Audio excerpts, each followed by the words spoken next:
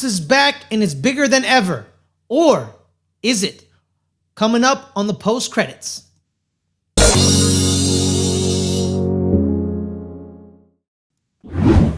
What's good? What's happening, everybody? It's your boy Ferris Muthana, and like I said, welcome to the post credit show. Today we are reviewing episode 1 of season 1 of a tale of a Night of the Seven Kingdoms. It is the new Game of Thrones show. We've already had House of Dragon, the original Game of Thrones show. This is the third one, and it goes through the tale of Ser Duncan the Tall and his squire Egg. We'll know more about Egg as we come on, but before we get right into it, I want to introduce my guys with me. I got my main man, Justin. Justin, how are you, bro? Doing pretty good. Should have the camera set up here pretty soon, but I don't have it set up now. I had to do a big move. Yes, big move. Justin is now a married man. He moved up to the Northeast, a Southerner for the past 40 years, and now he's got that cold on him. But joining us is none other than our main man, Matt. Matt, how are you, bro? Doing good, thank you. That's great. That's great, guys. I just initially want to get right into it. Let's get right into it. I want to get you guys your overall thoughts on the episode. What did you think? How do you feel about episode 1? Matt, hit me. Honestly, I'm kind of underwhelmed, but I think I hyped myself up too much, to be honest. Okay. But I had never read anything or heard anything about the story, so like I could tell that they're gonna have like a good relationship. So I wish kind of more of the episode was focused on them talking more than like him establishing himself as attorney or whatever. But it was okay. I definitely wouldn't like judge this show off of the first episode, but it was also really short. I was surprised how short it was. Because I think I saw the run times. I think it was 42 minutes for the first episode, and like the other ones average about 35 minutes each. It was 42 minutes, but with like 8 minutes of credits. So it kind of threw me off a little. Justin, hit me with yours. What are your overall thoughts? How you feel about episode 1 and how it's looking forward? I'm a little more positive on it than like Matt was just then. I actually like the episode because I like it sets it up. There's no like I didn't think it really wasted a lot of time. It sets up like the character. It's a brand new character that a lot of people don't know about. Actually, like both of the main characters, Duncan and Egg. And it gets you ready to be like, oh, okay, so this is what we're going to be doing. This is the kind of story that it is. And let's see where it goes from there. But I thought, like I said, it set up characters, set up like what we're going to be seeing for the rest of the season, which is perfectly fine for like the first episode, especially like the first episode of an entire show, right? So like this is like the first episode of an entire season. So it's got to do that. And I thought there was some like fun, entertaining things going on in the show. Not a lot of action yet, but I think you're going to get that as we go along.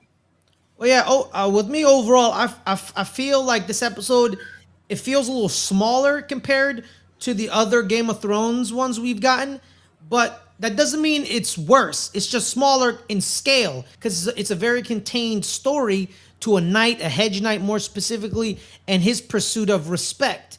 And I liked it as well because it showed the dynamic. We see two different sections of the dynamic between him and Duncan. Initially, where he thinks he's the innkeeper's child, and he has a little sass to him, and he's going to the old school way of what Sir Arlen told him, and he would smack him. We saw that montage of him getting smacked around a couple of times. I saw that, and then towards the end of it. Of the conversation and the acceptance of like, you will be my squire, and how it operates. I really like that as well. But I also want to now talk about the moments in the episode that you guys really liked. We can call them WTF moments that brought you some emotion, good, bad, just moments that really grabbed you. Justin, what about a moment or two? Leave it at 3 of moments that you're like, I really like this scene, this moment, this vibe of this part of the show. One of the things I really like about it so far is it's going to be very important for them to have picked like the right actor to play Duncan, and even the kid Egg, right? So like both of those characters, and I actually think from the little bit that we got of them, because we got to see them a little bit when he was at that like inn on his way to the tournament, and then here at the very end of the episode when they get back together because he shows up out of nowhere talking about Egg. The chemistry with them already, I think, is really good. And I think that's very important for a show like this. If their chemistry wasn't hitting it off, this show could probably, be a pile of crap. So I really like the casting so far of the two characters and the acting from both the kid and I can't remember. I don't know his name right off the bat as far as actor wise, but His name is Patrick Claffery. old Patrick. Wait, Oh, Patrick. Peter Claffery. Peter. Okay, so Peter Peter Claffery. did good. Giving them props right off the bat. I thought it was funny at the very beginning, like they start playing the old school Game of Thrones music, and you think it's going to be like, sweltering into like this cool thing because that's what normally happens with Game of Thrones. And we get home dude taking a shit. I mean, let's be honest. He's over there drop the trowel, just doing it old school. You know what I'm saying? Like, but who shits like that? Wouldn't you be more like in a squatting position? You know what I mean? Like who just puts their butt out and starts shitting? Well, hey man, when you're projecting it like he did, you didn't really have to be like a total squat. Yeah, and he's also a tall guy, so he has a long way to like squat. I guess I thought that was weird how they just had him L shaped taking the shit. I'm like, what? Right. Who does that? It made me laugh. I didn't really care. I wasn't getting into like if he was like taking the dump, in true form or not. I thought it was just funny that they had it in there. So I thought that made me laugh. So I give a point to that. But I like the whole scene where he goes and he kind of not really befriends, but he gets to know this one guy that's like a cousin of one of these other dudes. Yes. He gets to like go into the tent of like the Baratheon. I thought that was pretty cool to see how they were acting and what they were doing and stuff like that. I thought that whole scene was pretty good as well. Matt, what about you, man? A moment, a scene that you really liked, one or two of them. What grabbed you? The only part that I really liked about the episode was when he got out of the attorney thing and Egg was there, and then they started talking again. At the end, where Egg has already set up the wash his telling clothes. him he doesn't have a tent. Yeah, all like, the other where's your nights are already pavilion? a tent. Looking up at Silk. Yeah. That's you know what, Matt, thank you for bringing up that scene because I had a couple of scenes as well that I liked, and that was one of the scenes I wrote down. I really love that scene because at the end of the day, we're expecting Game of Thrones to be a lot of set pieces, a lot of action, right? Because of what we got in the two Game of Thrones series that we've already given, right? But this one, like I said, I think is a more contained story, and it's going to be a really dialogue driven. We're going to have the action because they're at a tournament. So like jousting will be there, combat will be there, but the key to this story is the relationship between Dunk and Egg. And those, like I agree with you, those scenes are amazing. I really like those scenes. This kid, man, Dexter Soul Ensel, who plays Egg, he stole the show for me. He stole the show. He walked in all the scenes he was in, he stole it. He stole it from them. And this kid, he looks like about, I don't know, 8-10 years old, so he's probably not been acting for so long, and to come in and steal scenes the way he did, I'm impressed by him. And he really showed you I'm gonna jab you early on, but I really want to be your squire. I really want to help you. And I caught the fish, I cleaned your clothes, I groomed the horses. I want to know the real word, and I want to be your squire. And I really liked him. He was very good. I really appreciate that scene. That was a good. He knocked it out of the park. Before you jump to one of your other scenes, Ferris, two things real quick that goes with what you were talking about is one, when you're doing a show like this, or especially something like even like Stranger Things, it's really popular, especially those early seasons, is when you cast kids. Man, it is it's really hard, to get the right person a lot of times, and it can make whatever you're doing fail. If you have an important actor that is a kid, and you don't hit that kid, you don't hit them in the screening process and get a good one, that could like ruin the show. Don't hit the kid. I'm not even like, like they hit the nail on the head. I think with this kid right here, like off of one episode. I don't have to watch anymore. I don't expect him to like, start not doing a good job because like he did so well in this first episode. But like Stranger Things, that whole cast they put together all had chemistry, all did a great job, and that's why that show hit the levels that it hit. But also I say about the action, Game of Thrones does have action, and we remember those action set pieces, but we had to get there. And the one thing that Game of Thrones does well is like it gets us to those moments, and then when we get those big moments that we remember, it's earned. Like, oh yeah, like Battle of the Bastards, one of the greatest like fight scenes you'll ever see. TV and even in movies, in my estimation. And we got there. And when we got there, what happened. And it was just that much more amazing because of it. So even though Game of Thrones does have action, you're not going to see action all the time. Yeah, I'm with you. I'm with you, just 100%. Other scenes that I really like pointing out, I got about 4 here. Is the Lionel Baratheon tent sequence? That entire sequence when Raymond Fossaway, that's the guy you were talking about, Justin Raymond Fossaway. That's the character's name. He said, "Come on, are you hungry?" And they go into the Baratheon tent and they're having their partying.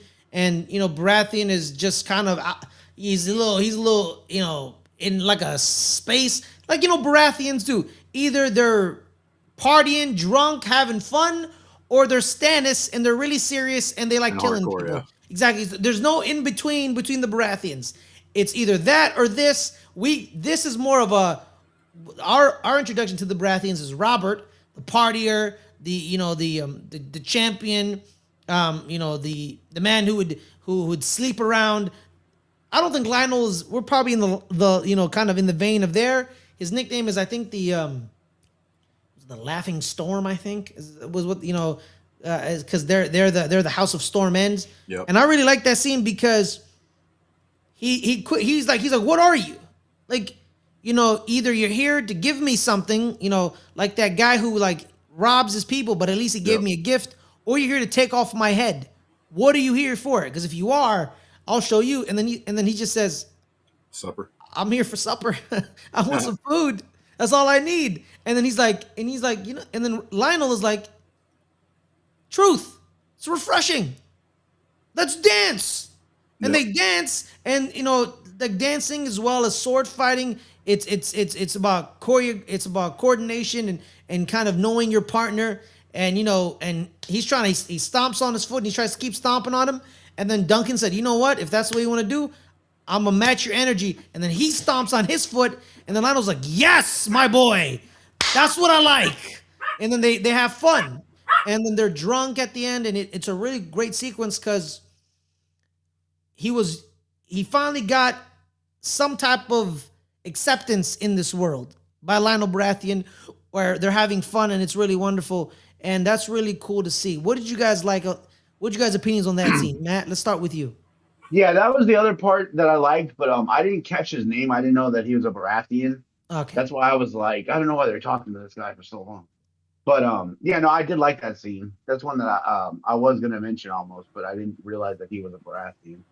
Cool. Yeah, he's a Justin, Baratheon with a stag. But like the thing I like about Game of Thrones and what they do, and so far we only got the 1 episode so far, and it's obviously written. They're going to go by the source material, which is in George R. R. Martin. Like him or hate him for the fact of not actually finishing the original series and maybe not ever going to do it.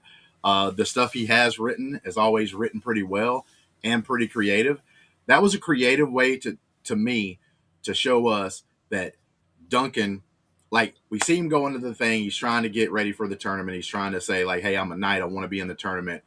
And he bumps his head a couple of times because of how tall he is going in and out of the door. So you would assume, oh, this big guy may be kind of like an idiot, or maybe he's like clumsy or whatever. Mm-hmm. But in this scene, you find out, nah, man, this guy's got something, right? Because you're right. When the Baratheon steps on his foot and he realizes, oh, this is the game this guy's playing, and he starts trying to step on his foot, he can't ever hit it again. And then he steps on that guy's foot. Luckily for him, he didn't get super mad. He was already kind of drunk, so he kind of laughs it off. And they go on about their business and keep talking throughout the night. But that was a creative way to show like, nah, Duncan's got something. And another thing, if you pick up right around, him taking the dump scene, he's got he's putting everything together, like after he's dug the grave and everything, and he has the sword in his hand, he's kind of looking at it, and he's talking to the horses. Like, I thought that was a creative way too for him to get his thoughts out. He's talking to the horses, kind of like, what is he going to do from here? And he decides to go to the tournament. And if you noticed, he did that really smooth. I'm talking about smooth, like butter, like he's been training for years. He does that little with a great sword, even with a long sword. He does that like twirl with it real quick, and then puts it into a scabbard or whatever, into his rope belt that he's got. Yeah. But he does that twirl, and I'm like, so this guy, he doesn't seem like a lot. he seems like he might be a piece of junk that can't Unassuming. really do anything. Yeah, very unassuming, but he, as a big guy, he's got skills and he's got some grace to him. He's not just about being a big dude. All right, all right. I like that. I got two other scenes, but they're kind of minor scenes. It was Sir Manfred not remembering him at the end. That was kind of heartbreaking and kind of, disrespectful in a sense because he's like, we don't even remember people who did worse than get stabbed. We don't even remember the people who died for us, and it kind of showed you how much of a kind of a piece of shit Sir Manfred is. So there's that, him and his gout and him just, trying to make everybody a redhead. And then the other scene was when he's asking for the ladies of the night's help with Sir Manfred, the conversation in the tent where he's like, I don't know why you're mocking me. I'm just asking for some help. He calls them out. And I really like that. He may be unassuming, but he's not a pushover. Yeah, In he's a sense. assertive. He's assertive, yeah, because he could have just sat there and taken the abuse. Because they've said we've seen a bunch of you, you guys are not all different. And he's like, no, but then he pushed back on it, And I really like that. Like, any opinions on that, guys?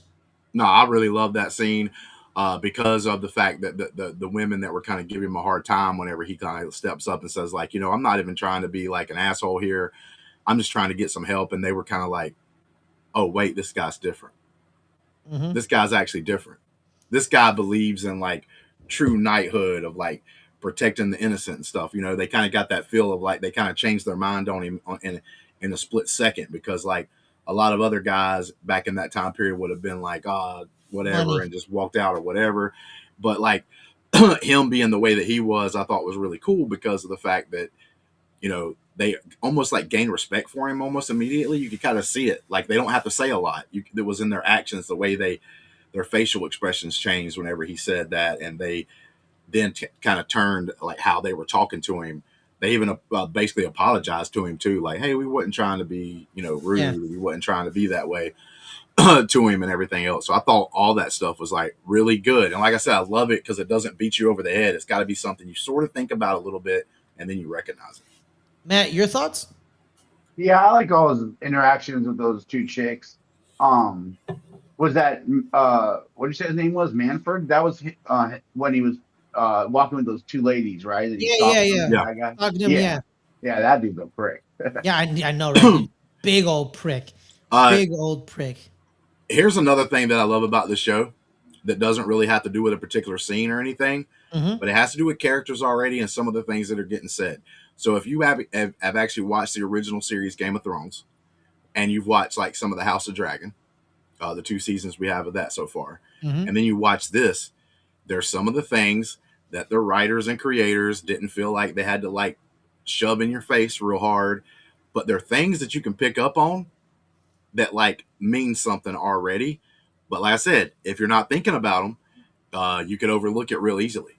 Like when he meets those 2 girls outside his tent, the Manfred's tent, like the first time, and they're like, he's trying to turn the whole land red. Well, that's because the Baratheons, they're pointing out the fact of like the red hair stuff. Like they've got like the auburn kind of reddish hair a lot of times and stuff like that into their like family kind of deal. And he's like, that means something there, right? And then there's also something else. Like you don't have to have read, because I haven't read. I know about the characters and I knew they were going to make this show, but I haven't actually read the novellas. But I kind of already picked up something on Egg just because of the fact that I like Game of Thrones and have watched the 2 shows like prior to this. Like, what would be the thing that you thought that I would have picked up on Egg? That I don't know, Justin. You got me. All right, so 2 things. One of them, he says, I'll put you on a horse and take you back home whenever he comes to the camp and he's got the fire going and they start talking, right? He's like, I'll just make you go back, home. And he says, well, King's Landing's a long ride from here. Yeah. You'll miss the tourney. Then the fact he's bald.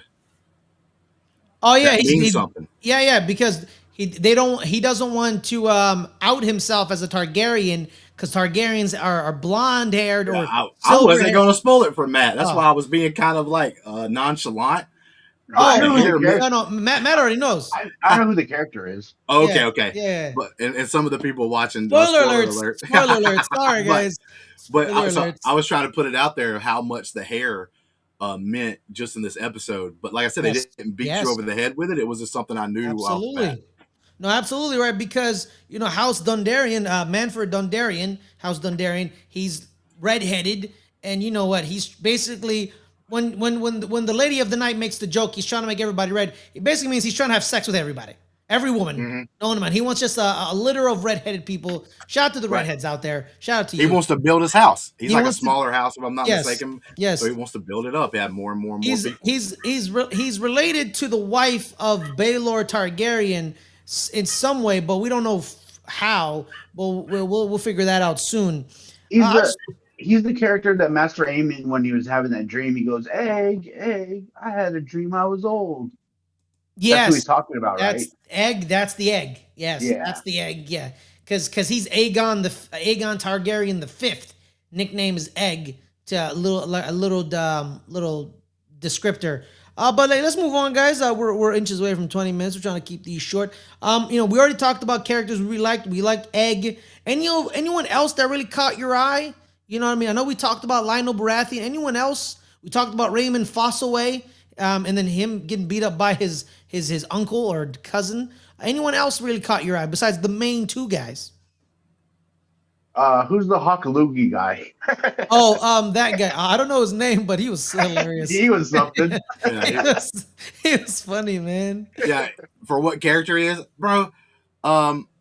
I'm gonna go with Duncan the Tall's former knight that he was basically squiring for.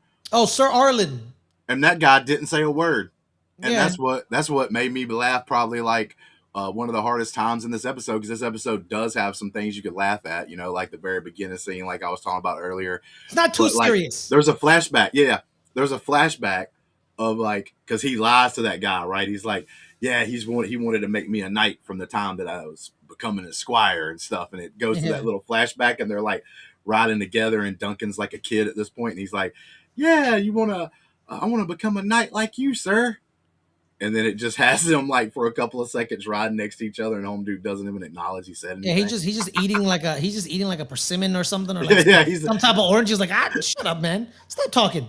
Yeah, I mean? that shit made me laugh because Yeah. he just like he did silence perfectly. Yeah. Real quick, you know what I like too about that scene at the end, when they were at the campfire and shit, him and Egg, how he told him about how he'll provide him with food and stuff. It kind of reminded me of in Game of Thrones when the Stark chick tells fuck, I'm forgetting everyone's name right now. But when Sansa. When Sansa tells promises what's her name when she wants to become a knight, like you'll have a seat at my table. Brianna of Tarth. Brianna of Tarth. Mm-hmm. That like the speech that they have to give, that kind of reminded me of like his version of it when he was promising him food and stuff. I like that part.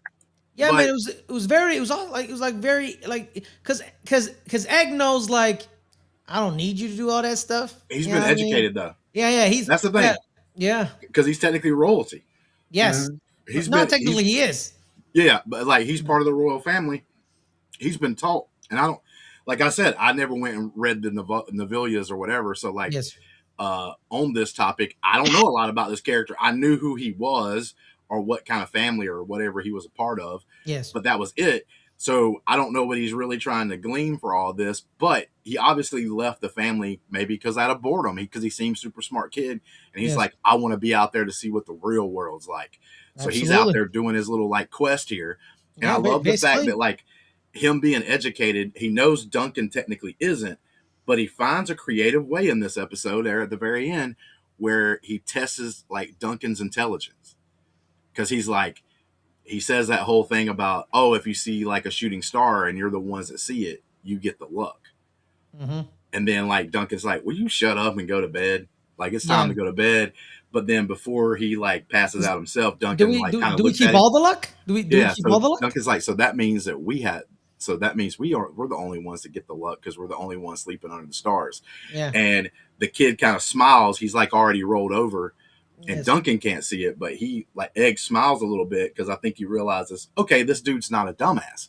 Yeah. Like he was able to put together the lesson pretty Yes. quickly. You know, he thought about it for a second and was like, oh, that means that we're the only ones with luck.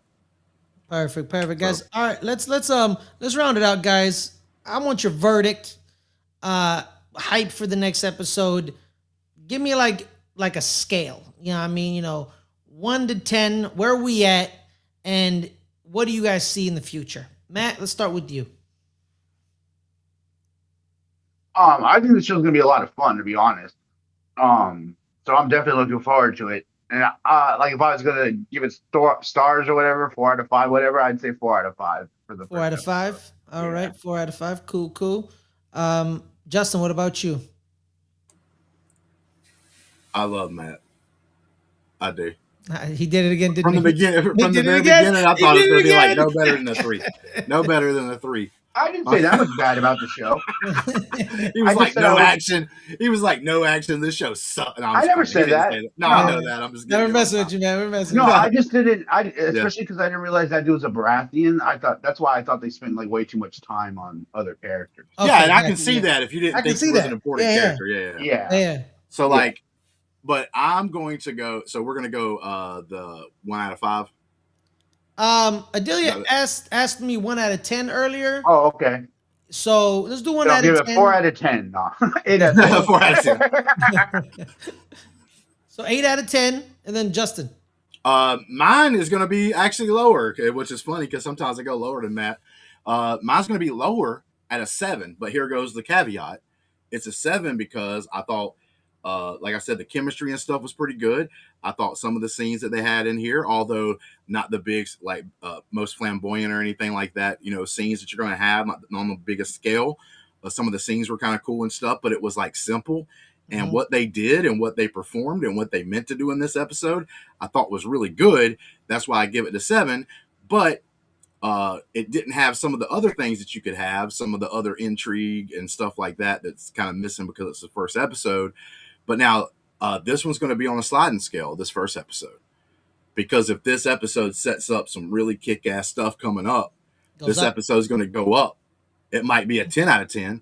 Because I really don't see any faults with this episode if you're just going based on what they provided you.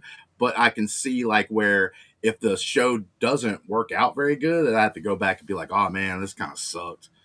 I didn't have a lot. But if this thing's setting up these characters, I liked what it did. And if we go along this journey and it's really fun and we get the action and it means something because we got to know these characters and how they met and all this stuff right here really good, this could easily jump up to a 9, 9.5. Even a 9.7 like Ferris likes. He likes them point numbers. Oh, God. I told Adelia earlier it's a 9 for me. It's still a 9 because I like how they set up everything, right? And they really kind of tell you the core aspects of the show. He's hunting for respect and honor. Riches and glory will come with it, but he wants to be an actual knight. Because he's a hedge knight, and Arlen knighted him, is what he said, but he wants legitimacy in the name of the kingdom. So I really like how they set that up, and I like how they set up because the core of this show and the core of the novellas is his relationship with Egg. That's the core, and I think they've really set that core up very well. But it was a bit slow because it's only 6 episodes, so it's gonna pick up very quickly if we're gonna get into the action in the tournament and in the combat. It has to pick up very quickly. So they can't really I understand good setup, but episodes 2, 3, and 4, a lot of things have to happen. A lot of things have to happen because only 6 episodes and they average about 35 minutes an episode. And you count credits, is this 35 minutes without credits or 35 minutes with credits? Yeah, it's without the credits. So it's 35 minutes without the credits of just straight up the show. So it has to get right into it. We got to get right into, what I mean? So I'm really excited. Sometimes, people just want, it's a meat and potato show. Just get right into it, baby. Just get right into it. And I can't wait for this. I can't wait because I feel like they're going to get into it. I think this show's going to prove something too. And I think a lot of writers and people in Hollywood have been kind of messing up here a little bit is sometimes simple stories just work. This is going to be a simple story. Like you said, you laid out the entire basically the entire idea of this story is for this guy that wants to get, he's he's low on the totem pole and he wants to climb Yes. that, but he wants to do it the right way. He wants to do it by honor and respect and all these things. And he's going to have this like relationship. What do they call it? The cub, the father and the cub kind of like relationship you'll get like an anime and stuff. It's going to be that same kind of thing where he takes like this little kid under his wing and kind of like they're going to work together and team up and do this thing. That's a very simple story to tell. But if you do it good, it doesn't matter that it's simple. It doesn't matter that it's even been done before. As long as you do it different enough, and as long as you tell your story and you tell it good, it's going to be great. It doesn't have to be complicated. Perfect, guys. Well, guys, thank you guys so much for joining us. We appreciate you guys' support and watching. Make sure to hit that like and subscribe if you really want to. If you've been enjoying this episode, we thank you so much, guys. Tell them where they can find you, Justin. Well, I have been missing because of the big move and stuff like that, but I'll be coming back here and doing more stuff here, like right on the post credits and other things that we have on the entertainment side and all that good stuff. As soon as like all the scheduling and everything else gets figured out, as far as like what I'm having to do at my job and stuff while I'm up here. But yeah, that's pretty much it. Matt, what about you, big dog? You can see me here doing TV shows and movies and the Marvel reviews. Perfect, guys. So once again, guys, thank you so much for joining us. Hope you have a wonderful night, morning, or evening, wherever you're watching this. We appreciate it, and we'll see you guys next week on Sunday. Peace out.